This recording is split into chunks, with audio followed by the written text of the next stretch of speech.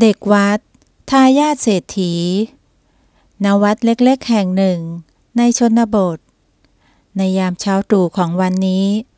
นัดเด็กชายวัย10 ขวบวิ่งออกมาจากกุฏิสูดอากาศบริสุทธิ์เข้าเต็มปอดก่อนที่จะรีบวิ่งมาช่วยหลวงตากวาดใบไม้ที่ลานวัดกวาดใบไม้เสร็จแล้วหลวงตามีอะไรจะให้ผมช่วยอีกไหมครับมีสิงั้นช่วยไปเช็ดถูในศาลาหน่อยแล้วกันวันนี้ญาติโยมมากันเยอะแยะเลยขอรับหลวงตานัดรีบวิ่งจำอ้าวไปหยิบผ้าคีริ้วชุบน้ำมาเช็ดถูภายในศาลาจนสะอาดหมดจดเด็กน้อยใช้ชีวิตที่เรียบง่ายแต่เต็มไปด้วยความสุขเพราะได้อยู่ในความดูแลของหลวงตามาตั้งแต่จำความได้ทว่าเขากลับมีคำถามในใจเสมอว่าพ่อแม่ของเขาอยู่ที่ไหนหรือว่าเขาถูกทิ้งให้หลวงตาเลี้ยงขณะที่ความคิดยังวนเวียนอยู่นั้นจู่ๆเสียงรถยนต์ก็ดังแว่วมาแต่ไกลก่อนจะเห็นรถเก๋งสีดำขับเข้ามาจอดที่หน้าวัดชายหนุ่มผู้มีอายุราว30 ปีก้าวลงมาจากรถสวมชุดสูทสีเข้มดูดีเดินฉับๆตรงเข้ามาในวัดสวัสดีครับหลวงตาผมรุธเป็นญาติของนัดขอพบเด็กชายคนนั้นหน่อยครับเชิญทางนี้นัดวางผ้าคีริ้วลงก่อนจะล้างไม้ล้างมือแล้วเดินเข้ามาหาหลวงตาอย่างงงเขาไม่เคยเห็นชายคนนี้มาก่อนแต่อีกฝ่ายกลับรู้จักเขาได้ยังไงสวัสดีนัดไอ้หลานชายลุงเพิ่งกลับมาจากต่างประเทศเลยไม่ค่อยได้เจอหน้ากันเลยหลานโตขึ้นเยอะเลยนะเนี่ยรุธอย่ารบเร้านัดเลยเขากำลังจะไปตักบาตรวันหลังค่อยคุยกันก็แล้วกันรุธชะงักมองตาหลวงตาอย่างมีเล่ห์ในแต่สุดท้ายก็พยักหน้าถ้างั้นลุงขอตัวก่อนนะแล้วเราค่อยเจอกันใหม่วันหลังแล้วลุงจะมาหาอีกนะพูดจบรุธก็ผละจากไปทิ้งให้นัดยืนงงเป็นไก่ตาแตก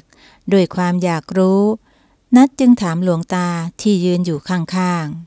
ๆหลวงตาลุงคนนั้นเป็นใครเหรอครับทำไมเขารู้จักผมด้วยแล้วจะมาหาผมอีกทำไมกันแค่ญาติห่างๆนะพอดีเข้าผ่านมาแถวนี้ก็เลยแวะมาหาไม่มีอะไรหรอกไปเถอะ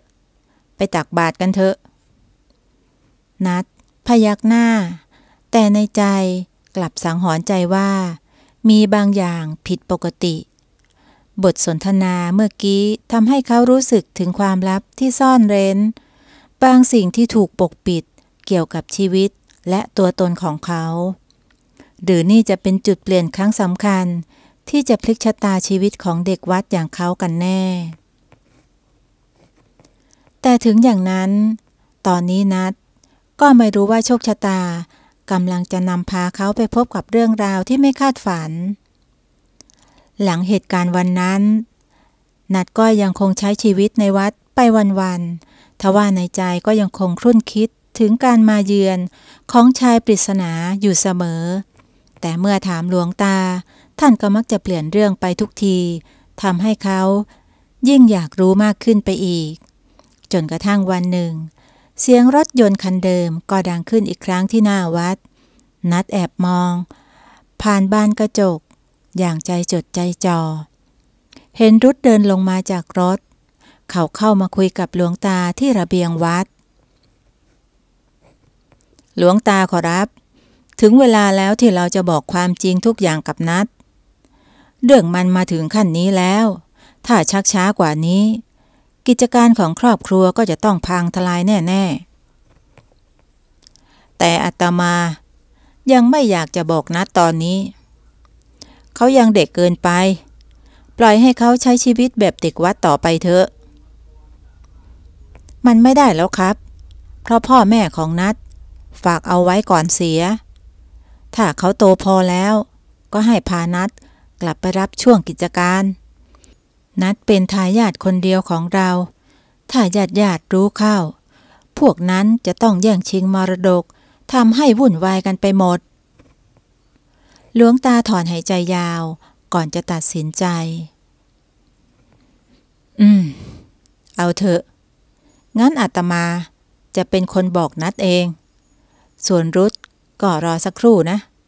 เดี๋ยวเรียกนัดมาก่อนหลวงตาเดินเข้าไปในกุฏิเรียกให้นัดออกมาพบ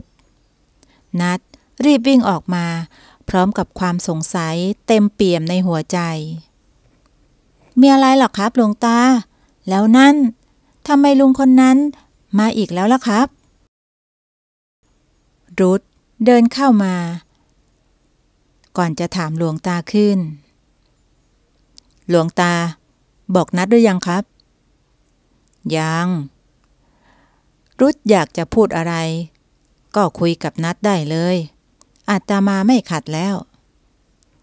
รุธเข้ามากุมมือนัดแล้วพูดเสียงอ่อนโยนว่านัดฟังลุงนะจริงๆแล้วหนูเป็นลูกของเศรษฐีใหญ่เป็นทายาทคนเดียวของตระกูลเราพ่อแม่หนูเสียชีวิตไปตั้งแต่หนูยังเด็กนัดอ้าปากค้างเบิกตากว้างความจริงที่ได้ฟังทำเอาเขาสะอึกเหมือนโลกทั้งใบพลิกคว่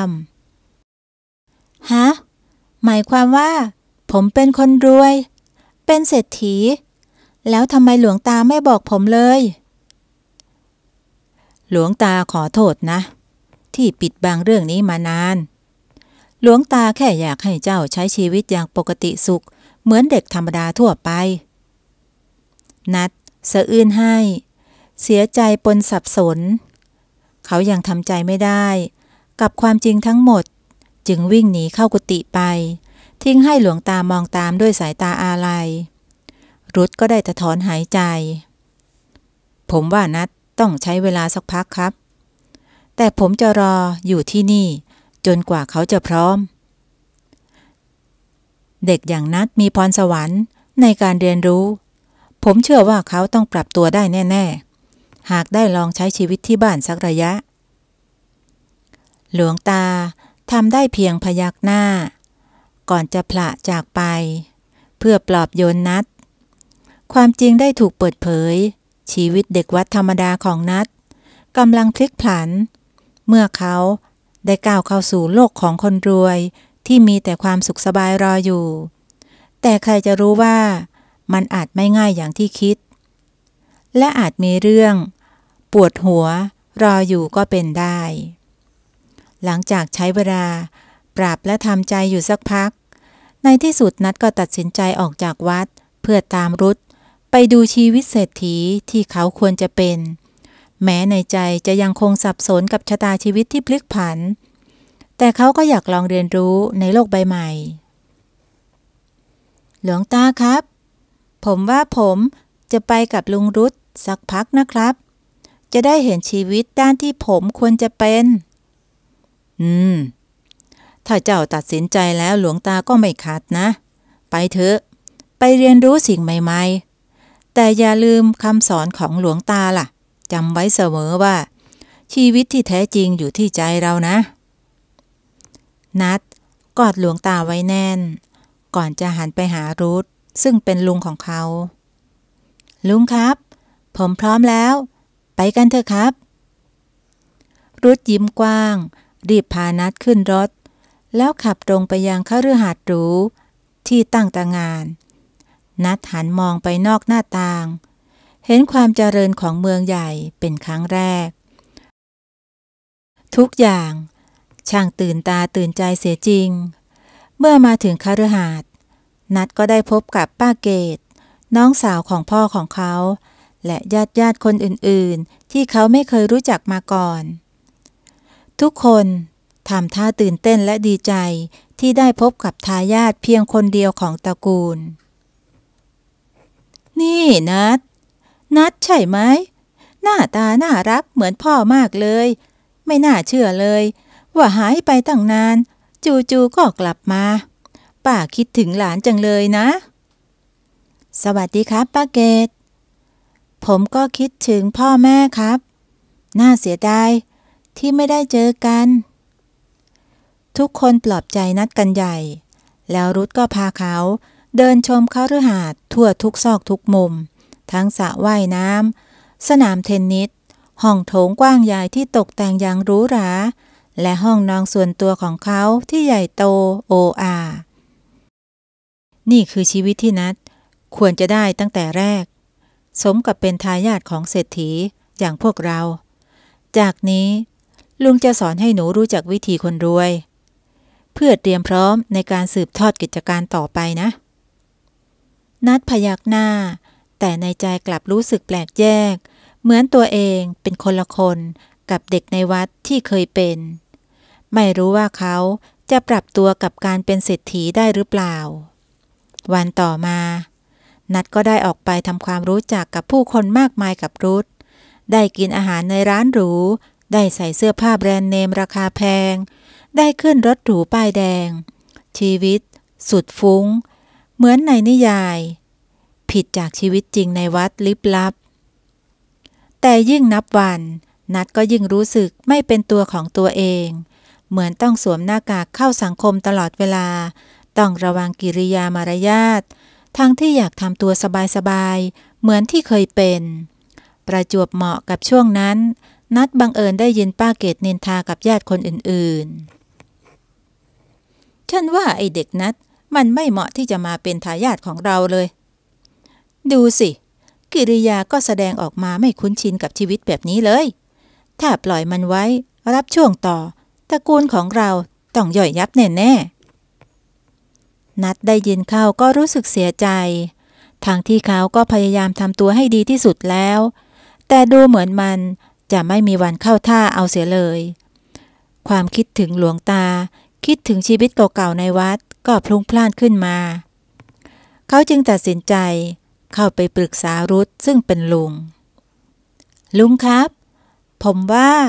ผมอาจจะใช้ชีวิตแบบนี้ไม่ได้มันไม่ใช่ตัวผมเลยทุกคนดูจะไม่ยอมรับผ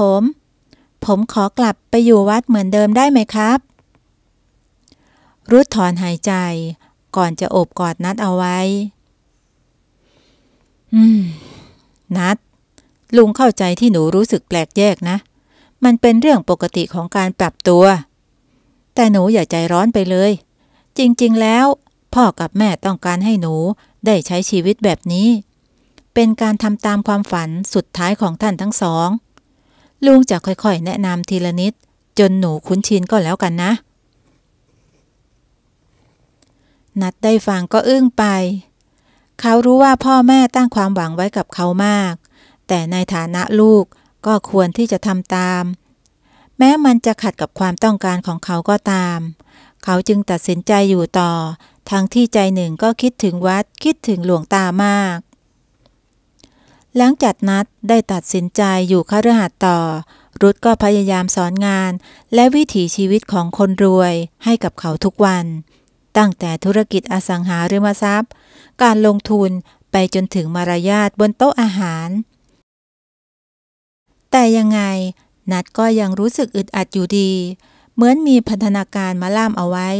แถมยังมีเรื่องมรดกตกทอดที่ทำเอาญาติถกเถียงกันไม่จบไม่สิ้นฉันว่าต้องแบ่งมรดกกันใหม่ให้เป็นธรรมทำไมไอ้เด็กนัดที่เพิ่งโผล่มาจะต้องได้เป็นใหญ่คนเดียวล่ะพวกเราก็เป็นญาติกันทั้งนั้นอย่างนี้ก็ต้องดูพินัยกรรมสิว่าพี่ชัดเขียนเอาไว้ยังไงแต่ถ้ามอบให้ไอ้นัดคนเดียวจริงๆพวกเราก็คงต้องยอมรับงั้นต้องรอดูท่าทีไอ้นัดอีกสักระยะถ้ามันยังไม่เข้าท่าเราค่อยหาทางแย่งมรดกมันมาทุกครั้งที่นัดได้ยินเรื่องพวกนี้เขาก็ยิ่งปวดหัวหนัก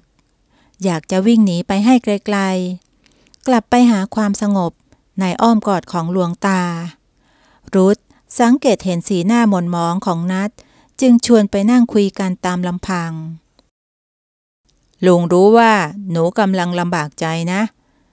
แต่นี่เป็นเรื่องจำเป็นที่ต้องเผชิญ ในฐานะทายาทคนสำคัญหนูต้องก้าวข้ามมันไปให้ได้แต่ว่ามันยากเหลือเกินทุกคนคอยจับผิดแถมยังมีเรื่องแย่งชิงมรดกอีกผมไม่อยากเอาด้วยเลยผมอยากใช้ชีวิตเรียบง่ายเหมือนตอนที่อยู่ในวัดมากกว่างั้นเราก็ทำอย่างนี้ไหมช่วงนี้หนูก็พยายามเรียนรู้ไปก่อนแล้วค่อยตัดสินใจอีกทีว่าจะทำยังไงกับมรดกพวกนั้นถ้าหนูไม่สบายใจจริงๆลุงก็ไม่ว่าอะไรยังไงหนูก็ยังเป็นเด็กนัดพยักหน้ารับคำแต่ยังไม่มีคำตอบในใจเขาแอบคิดอยู่เสมอว่าสักวันต้องหาทางออกให้ได้ระหว่างชีวิตสองแบบที่แตกต่างกันราวฟ้ากับเหวหลายคืนที่นัดนอนกระสับกระส่ายคิดถึงวัดคิดถึงหลวงตาแทบขาดใจอยากจะกลับไปใช้ชีวิตที่นั่นเหมือนเคยแต่ก็รู้ว่าตัวเองต้องทำตามคำขอร้องสุดท้ายของพ่อแม่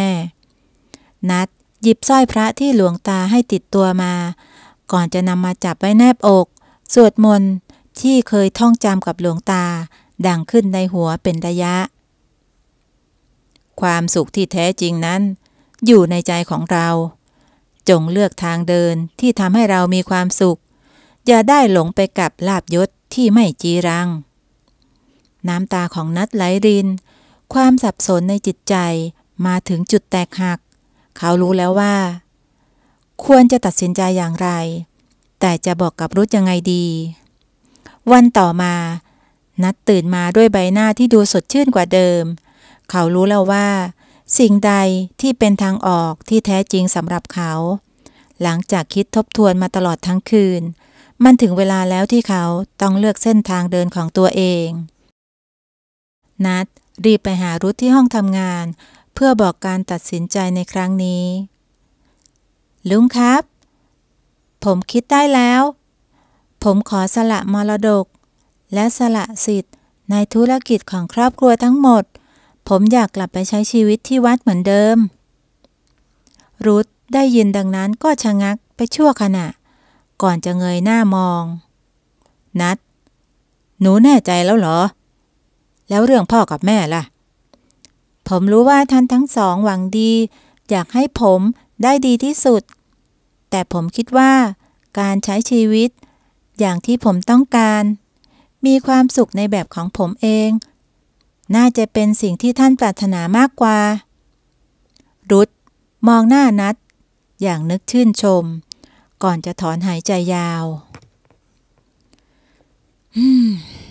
ถ้าอย่างนั้นลุงก็คงห้ามอะไรไม่ได้แล้วหนูโตพอที่จะตัดสินใจเองได้แล้วอีกอย่างที่จริงลุงต้องสารภาพกับหนูตรงนี้ว่าพ่อหนูไม่ได้อยากให้หนูมารับช่วงต่อตั้งแต่แรกหรอกหาแล้วทำไมถึงไม่บอกผมล่ะครับพ่อหนูรู้ตัวดีว่าชีวิตเศรษฐีมันวุ่นวายแค่ไหนท่านอยากให้หนูได้ใช้ชีวิตที่เรียบง่ายมีความสุขเหมือนที่ท่านใฝ่ฝันแต่ด้วยภาระหน้าที่ลุงเลยต้องทำตามเจตนาของท่านจนถึงที่สุดเพื่อให้หนูได้เห็นด้วยตาตัวเองว่ามันเป็นยังไงนัดกระจ่างแล้วในที่สุดเขาก็เข้าใจแล้วว่าความต้องการที่แท้จริงของพ่อและมั่นใจในการเลือกของตัวเองมากยิ่งขึ้นงั้นพ่อกับแม่ผมคงสบายใจแล้วล่ะครับเมื่อผมได้เลือกเส้นทางที่ใช่ตัวเองขอบคุณลุงมากนะครับที่ช่วยทำให้ผมได้เรียนรู้หลายสิ่งหลายอย่างเลยรุธกอดนัดไว้แน่นก่อนจะคลี่ยิ้มบางๆลุงต่างหากที่ต้องขอบใจที่หนูช่วยเปิดเผยความจริงให้ลุงได้กล้าทำตามใจตัวเองบ้างเอาละไปเก็บข้าวของแล้วลุงจะไปส่งหนูที่วัดตกลงไหมนัดพยักหน้ารับอย่างดีใจในใจเต็มไปด้วยความปลื้มปิติที่จะได้กลับไปหาหลวงตาอีกครั้งกลับไปสู้ชีวิตที่เรียบง่ายแต่อบอุ่นปราศจากความกดดันใดๆนัดเดินทางออกจากคฤหาสน์ด้วยรอยยิ้มกว้างโดยมีรุธยืนโบกมือให้ ใบหน้าเต็มไปด้วยความภาคภูมิใจเขามั่นใจว่านัทจะต้องเป็นเด็กที่เข้มแข็งและเติบโตเป็นคนดีเพราะกล้าที่จะเลือกทางเดินอย่างไม่เกรงกลัวสิ่งใดขณะที่รถยนต์แล่นจากมานัทได้หันไปมองคฤหาสน์หลังใหญ่เป็นครั้งสุดท้ายก่อนจะหันกลับมามองถนนสายเก่าที่คุ้นเคยแม้จะผ่านเรื่องราวมากมายแต่เขาก็ได้เรียนรู้สิ่งสำคัญที่สุดในชีวิตความสุขที่แท้จริงไม่ได้ขึ้นอยู่กับสิ่งของเงินทองหรือชื่อเสียงกิตติยศใดๆแต่มันอยู่ในการเลือกทางเดินและการใช้ชีวิตในแบบที่ตัวเองต้องการต่างหากและนัทก็ค้นพบคำตอบของตัวเองแล้วไม่ว่าจะอยู่ที่ใดขอเพียงเชื่อมั่นและมีความสุขกับสิ่งนั้นเขาก็พร้อมจะเดินหน้าต่อไปอย่างไม่หวั่นไหวเสียงสวดมนต์ดังก้องไปทั่ววัดเมื่อนัทก้าวเข้ามาในวัดอย่างคุ้นเคยความรู้สึกอบอุ่นและปลอดภัยโอบล้อมเขาไว้ทันทีนัทเดินตรงไปยังกุฏิหลวงตาซึ่งกำลังปัดกวาดพื้นอยู่กราบหลวงตาขอรับกับผมกลับมาแล้วขอรับหลวงตาหันขวับก่อนจะคลี่ยิ้มกว้างอย่างดีใจอ้าวนัทกลับมาแล้วเหรอกลับมาได้ยังไงหลวงตาคิดถึงเหลือเกินนัทวิ่งเข้าไปสวมกอดหลวงตาแน่นก่อนจะเล่าเรื่องราวทั้งหมดที่ผ่านมาให้ฟังหลวงตาลูบหัวเบาๆพลางพยักหน้ารับอย่างเข้าใจเจ้าโตเป็นผู้ใหญ่แล้วนะนัทการที่ได้ออกไปเผชิญโลกภายนอกย่อมทำให้เราเรียนรู้และเข้าใจชีวิตมากขึ้นแต่สุดท้ายแล้วหัวใจของเราเองจะบอกกับเราเองว่าใช่หรือไม่ใช่ครับหลวงตาต่อจากนี้ผมจะขออยู่รับใช้หลวงตาที่วัดนี้ตลอดไปจะได้ไม่ต้องจากไปไหนอีกหลวงตาอมยิ้มก่อนจะพยุงนัทให้ยืนขึ้นถ้าเจ้าพร้อมจะอุทิศตนเพื่อพระพุทธศาสนาหลวงตาก็ยินดีแต่การที่จะเป็นพระที่ดีได้ต้องหมั่นฝึกจิตให้มั่นคงเห็นแก่ประโยชน์ส่วนรวมมากกว่าประโยชน์ส่วนตัวหลวงตาจะเป็นผู้แนะนำสั่งสอนเจ้าเองหลายเดือนต่อมานัทก็ได้บวชเป็นสามเณรใช้ชีวิตใต้ร่มกาสาวพักตร์เขาตั้งใจศึกษาธรรมะคำสอนอย่างแน่วแน่เพื่อสืบทอดเจตนารมณ์ของหลวงพ่อต่อไปจนวันหนึ่งรุธก็ได้แวะมาเยี่ยมพร้อมกับข่าวดีนัทลุงมีเรื่องจะบอกมีอะไรเหรอครับลุงตัดสินใจบริจาคมรดกส่วนหนึ่งเป็นทุนการศึกษาแก่เด็กยากไร้ส่วนธุรกิจครอบครัวนั้นลุงจะช่วยสานต่ออย่างสุจริตโปร่งใสเพื่อไม่ให้ผิดศีลธรรมอันดีเหมือนที่พ่อหนูเคยปรารถนาไว้นัทยิ้มกว้างยกมือไหว้รุธด้วยความเคารพขอบคุณมากครับลุงนี่เป็นการตัดสินใจที่ถูกต้องที่สุดแล้วสมกับที่พ่อเลือกมอบความไว้วางใจเป็นผู้สานต่อผมเองก็จะทำหน้าที่ของผมที่นี่ให้ดีที่สุดเพื่อเป็นกำลังใจให้ลุงครับรุธและนัทต่างยิ้มให้กันด้วยความสบายใจแห่งสายใยและมิตรภาพที่มั่นคงหลวงตามองภาพตรงหน้าอย่างปลาบปลื้มท่านภาคภูมิใจที่ได้มีส่วนหล่อหลอมให้ศิษย์ผู้นี้ได้เติบโตเป็นคนดีมีคุณธรรมกล้าเลือกเส้นทางเดินของตนเองโดยไม่หวั่นไหวกับอามิสสินจ้างยึดมั่นในสิ่งที่ถูกต้องและพร้อมจะช่วยเหลือผู้อื่นด้วยความเต็มใจนี่แหละคือความสุขที่แท้จริงของชีวิตไม่ใช่การได้ครอบครองทรัพย์สินสมบัติมากมายแต่เป็นการได้ทำความดีมีจิตใจเมตตาเอื้อเฟื้อเผื่อแผ่และแบ่งปันและมีชีวิตที่เรียบง่ายพอเพียงสอดคล้องกับหลักคำสอนของพระพุทธศาสนาเรื่องราวของเด็กวัดผู้กล้าจึงกลายเป็นแรงบันดาลใจให้ผู้คนมากมายหันมาใส่ใจทำความดีเพราะทุกคนล้วนมีสิทธิ์ที่จะมีความสุขที่แท้จริงได้ขอเพียงเปิดใจให้กว้าง และเดินตามความฝันของตัวเองอย่างมั่นคงเช่นเดียวกับนัทนั่นเอง